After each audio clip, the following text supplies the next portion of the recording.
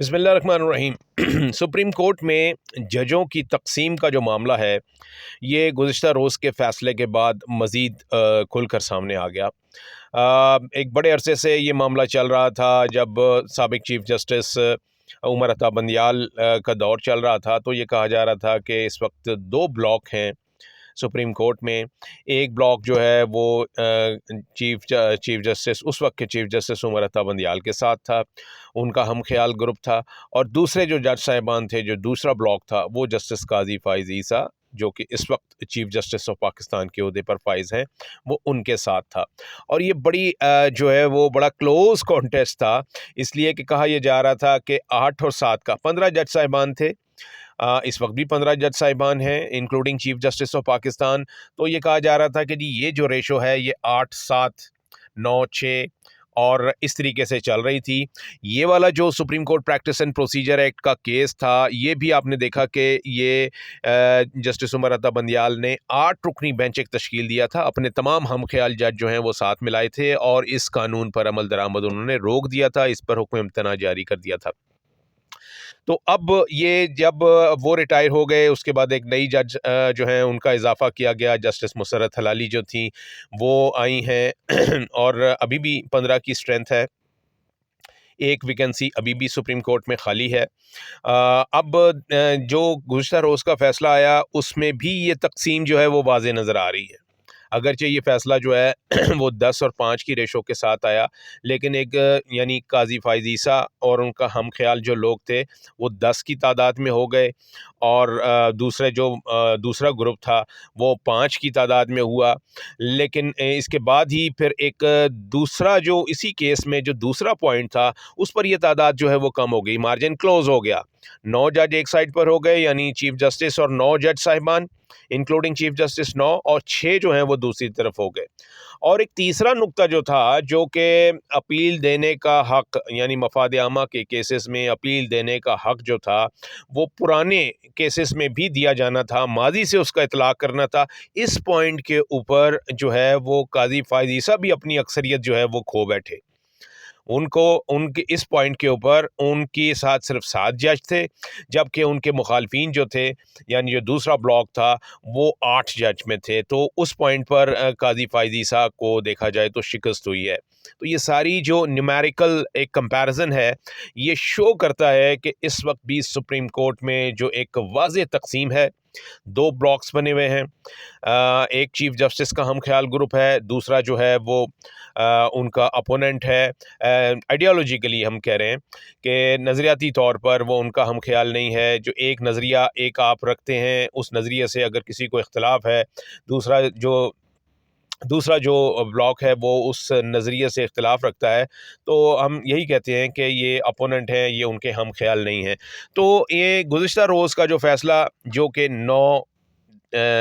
6 اور 10 5 اور پھر 7 8 کی ریشو کے ساتھ جو ہے وہ سامنے آیا، جو واضح کرتا ہے کہ سپریم کورٹ میں اس وقت بھی واضح طور پر تقسیم ہے۔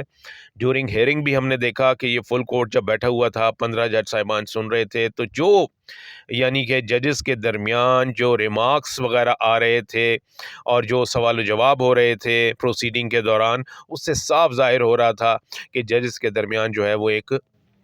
کولڈ وار ہے ان کے سوال و جواب سے۔ مثلا جسٹس منیب اختر، جسٹس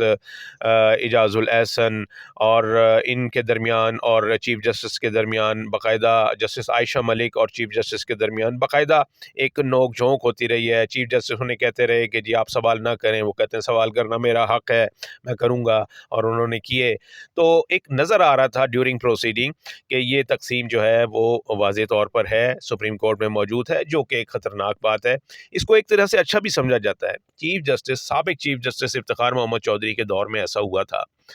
کہ 17 جج صاحبان تھے انکلوڈنگ چیف جسٹس، اس وقت ٹوٹل اسٹرینتھ تھی سپریم کورٹ کی، تو ان 17 کے 17 جج صاحبان جو تھے وہ ہم خیال تھے، اور وہ ایک ہی طرح کے فیصلے جو ہے وہ دیتے تھے، کوئی ڈائسنٹنگ نوٹ نہیں آتا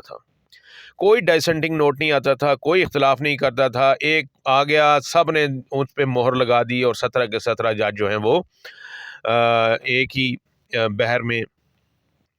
کیسز جو ہیں وہ ڈیسائیڈ کیا کرتے تھے، جو کہ خطرناک بات تھی۔ جو جورسٹ ہیں وہ سمجھتے ہیں، جو قانونی اور آئینی ماہرین ہیں وہ سمجھتے ہیں، as a student of law ہم بھی یہ سمجھتے ہیں کہ ہر جگہ کسی نہ کسی جگہ ڈیسنٹنگ وائس ضرور ہونی چاہیے، تاکہ یہ تاثر نہ جائے کہ یہ جو دریا ہے یہ یک طرفی ایک ہی جانب کو بہہ رہا ہے، اور اختلاف رائے جو ہے وہ جو اس کا آپ کا جو میرٹ کے اوپر اگر اختلاف رائے کیا جائے تو اس سے جو بھی معاملہ ہوتا ہے اس میں احسن نتائج جو ہیں وہ اس سے برآمد ہوتے ہیں۔ تو اس وقت ایک درخواست بھی دائر کی گئی تھی سپریم کورٹ میں، جس میں یہ کہا گیا تھا کہ یہ جتنے فیصلے جو ہیں یہ کنسنسس کے ساتھ آ رہے ہیں اور کوئی اختلاف ہے، یہ کیسے ہو سکتا ہے کہ ایک 17 رکنی بینچ بیٹھا ہوا ہو اور 17 کے 17 جج جو ہیں وہ ایک ہی پوائنٹ پر سوچ رہے ہوں اور ایک ہی طرح کا فیصلہ کر رہے ہوں، تو یہ اختلاف رائے جو ہے یہ بہتر نتائج کے لیے ضروری ہوتا ہے۔ تو اس میں یہ ضرور ہے کہ اس وقت جو سپریم کورٹ ہے اس میں اختلاف رائے جو ہے وہ موجود ہے ججز کے مابین، اور یہ ایک صحت مند رجحان ہے۔ لیکن جب یہ ڈیوائڈ بہت زیادہ ہو جائے، یعنی ہر جگہ یہ کوٹ کرنا شروع ہو جائے اور ہم جیسے اسٹوڈنٹ آف لا جرنلسٹ جو ہیں وہ یہ کہنا شروع کر دیں کہ جناب یہ فیصلہ جو ہے اس میں یہ جج صاحبان جو ہیں یہ فیصلہ کریں گے اور یہ جج صاحبان جو ہیں یہ فیصلہ کریں گے، تو ایسی صورت میں اس کا مطلب یہ ہوتا ہے کہ یہ جو ڈیوائڈ ہے یہ پھر یہ دیکھا جائے تو یہ نقصان دہ بھی ہوتی ہے، کیونکہ جب پولیٹیکل کیسز آتے ہیں، کانسٹیٹیوشنل معاملات آتے ہیں، جب سیاسی نوعیت کے معاملات جو ہیں وہ سپریم کورٹ لائے جاتے ہیں، تو ایسی صورت میں یہ ڈیوائڈ جو ہے پھر یہ کوئی دیکھا جائے تو اس ڈیوائڈ کی وجہ سے پھر میرٹ پر فیصلے نہیں ہو پاتے، کیونکہ وہاں پر آپ کی جو ایفیلیشنز ہیں وہ اثر انداز ہوتی ہیں آپ کی فیصلہ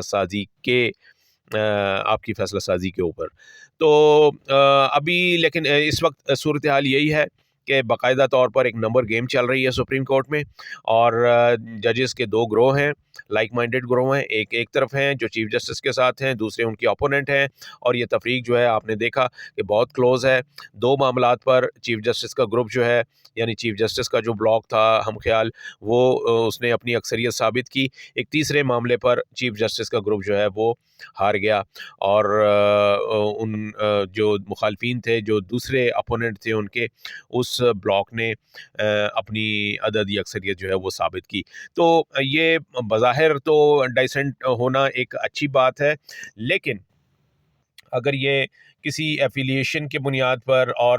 پری اکوپائڈ ذہن کے ساتھ اگر جج یہ کام کریں گے یا کسی کیس میں ایسا فیصلہ دیں گے، تو اس کو جتنے ہمارے جورسٹ ہیں وہ قطعی طور پر اچھا نہیں سمجھتے۔ جو لوگ اس آئینی اور قانونی اتار چڑھاؤ سے واقف ہیں اور ان کی باریکیوں سے واقف ہیں، وہ یہ سمجھتے ہیں کہ یہ جو ڈیوائیڈ ہے یہ فیصلہ سازی کے عمر میں بہت نقصان دہ ثابت ہوتی ہے۔